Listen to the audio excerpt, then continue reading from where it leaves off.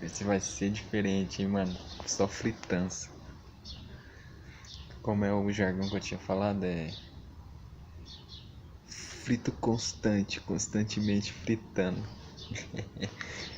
Continuação da leitura do livro Gaia, o feminino em estado bruto.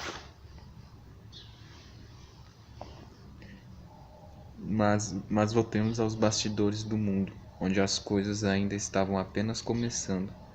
Neste cosmo confuso e erótico, povoado por teus exóticos filhos, alguns tão extravagantes que nossa limitação e ingenuidade humanas não conseguem sequer imaginar. Os 12 titãs foram uma das ninhadas nascidas de teu ventre. Sabemos que tiveste 6 titãs e 6 titânidas. O mais astuto deles foi o caçula, Cronos. Parece que tinhas uma predileção por tua filha Reia, uma das 6 titânidas que, de certa forma, foi tua sucessora na linhagem feminina. Se és tu quem representas o feminino primordial, tua sucessora, sendo já de uma geração menos primeva, representa um feminino um pouco mais antropomórfico. Dito de outra forma, Reia simboliza a terra em estado fértil, a terra pronta para o plantio, a criação de seres menos selvagens, mas nem tanto. Cronos casou-se com Reia e lhe deram vários netos, mas o lado masculino dessa família divina parecia sempre querer complicar as coisas. Dessa vez foi Cronos que, tal qual o pai, tinha medo de perder o poder para um dos filhos. Contam que foste tu, Gaia, quem o alertara, pois só tu conhecias os mistérios disseminados na escuridão do cosmo. Vejo que a sede de poder já vem da noite dos tempos, e teu querido caçulinha, para não fazer igual ao pai e devolver as crias para o ventre materno, decidiu agir diferente. Deixava que os filhos nascessem, porém esganadamente os engolia, como se fossem ambrosia. Até que Reia não mais suportou o sofrimento dos filhotes. Reia estava arrasada e com o coração moído, ao mesmo tempo em que começava a mostrar evidentes sinais de que a Ate já se aproximava dela. Foi pedir ajuda a Metis, ninfa marinha detentora da sabedoria sutil, saber este que era um privilégio apenas dos seres femininos. Ajudada por Metis e por Nyx, à noite o trio feminino seguiu passo a passo os planos combinados. Era só mais um plano feminino, por isso mesmo sempre em prol da expansão da vida. Então, quando Reia ia dar à luz a Zeus, afastou-se de tudo e de todos e recolheu-se para a morada da noite, uma caverna tão silenciosa quanto acolhedora, como toda caverna. E foi nesse aconchegante esconderijo que nasceu Zeus, ajudada por Nyx e por Metis. Reia escondeu o filhote nesse enigmático e escuro buraco e foi mostrar o recém-nascido ao pai, embrulhado no manto, como sempre fazia. Só que a astúcia e a malícia de Metis ordenaram que Reia substituísse o bebê por uma pedra.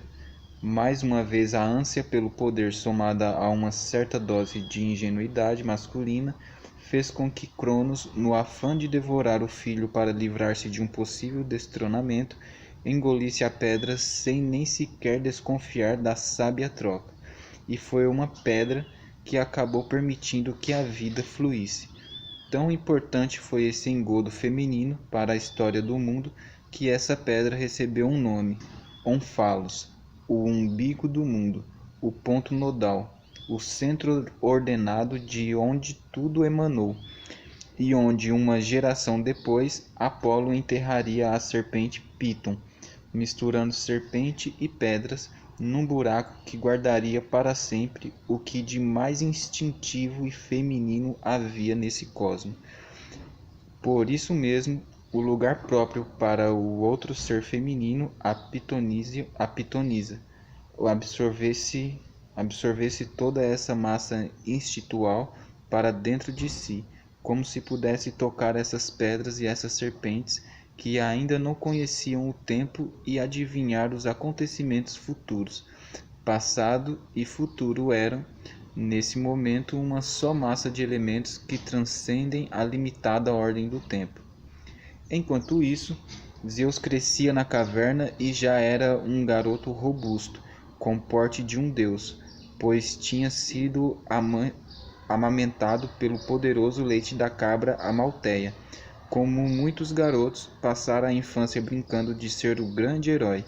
Ouvia o som das lutas lá fora e não via a hora de deixar de ser um simples espectador. Queria que a guerra deixasse de ser uma brincadeira de moleque. Queria guerrear de verdade como os monstros e os deuses.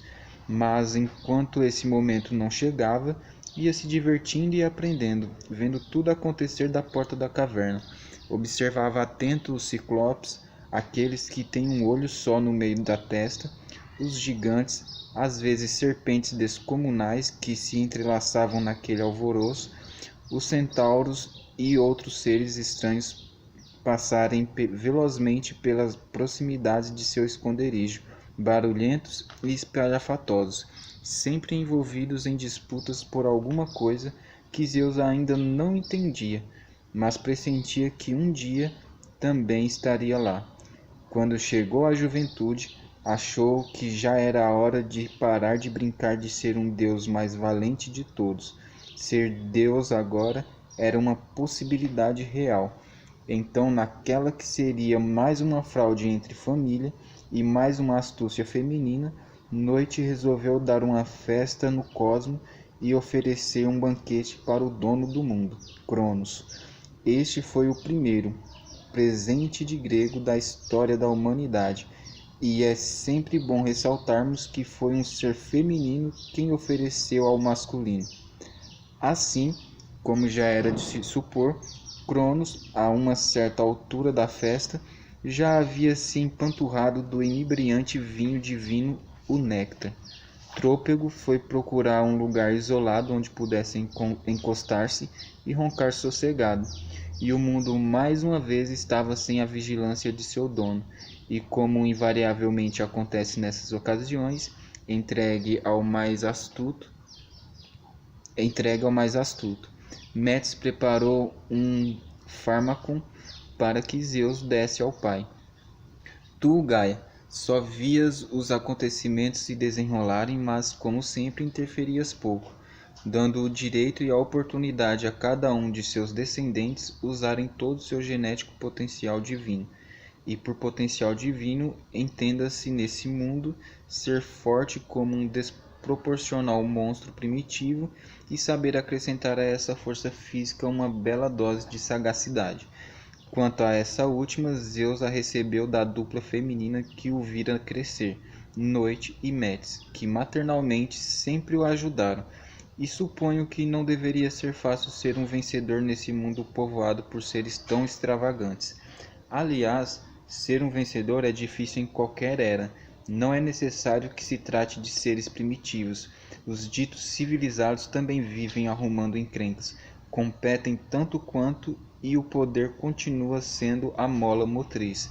Nada mudou, apenas uma nova deusa que os olímpios desconhecem é hoje uma das mais invocadas em nossa era de ferro, a utilidade.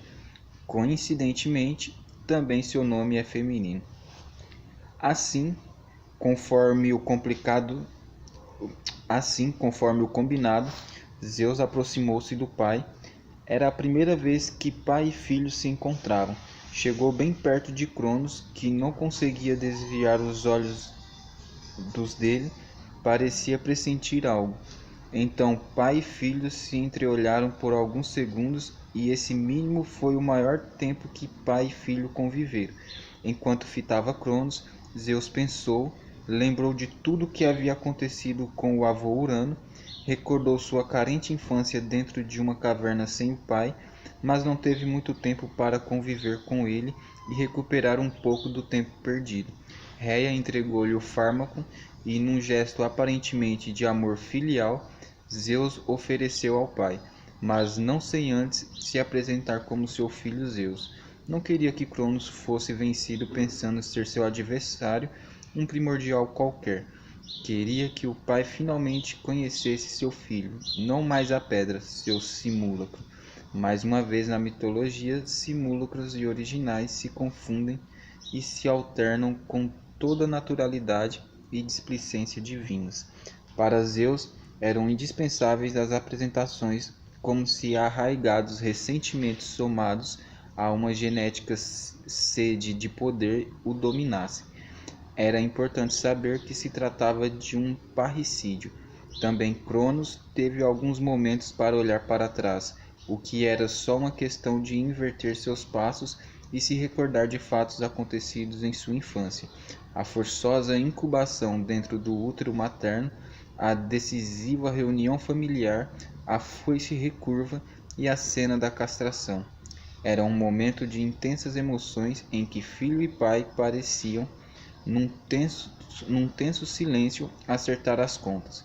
Então Zeus apresentou-se segundos antes de Cronos engolir tudo. Dessa vez o engodo, não mais uma pedra. Esta é a obsessão de Cronos, o tempo. Engolir tudo.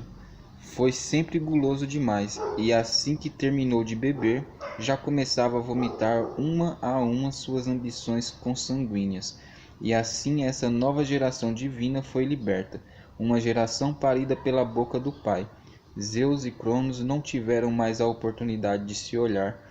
Os sentidos de Cronos iam se esmaecendo pela poção de Metis. Entretanto, no dia seguinte, pai e filho novamente se encontraram, dessa vez numa guerra declarada.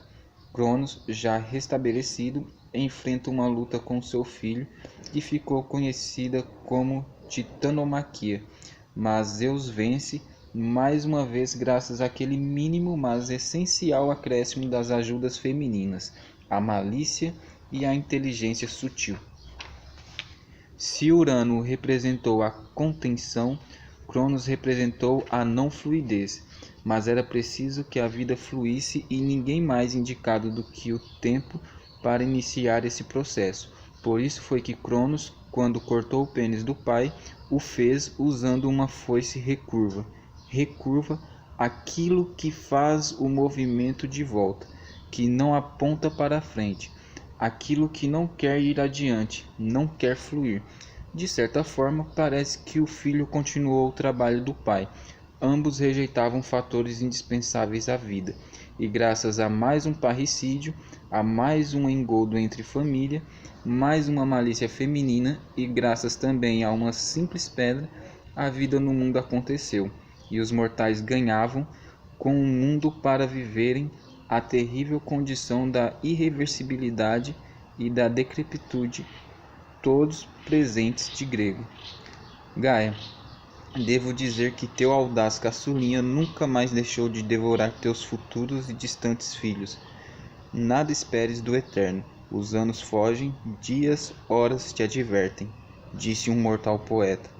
E se as horas cuidassem de nós, mortais, como cuidam de Afrodite, mulheres e poetas são mais sensíveis aos poderes de Cronos. Uma poetisa que viveu num período remoto, mas já sujeito aos desígnios desse deus guloso, deixou-nos um lamento. O belo só é belo enquanto dura o olhar.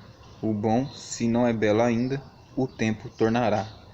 Doces e reconfortáveis palavras, um poema consolo desta sábia e sensível mulher cujo nome era Safo. Finishi. Falou, fritos.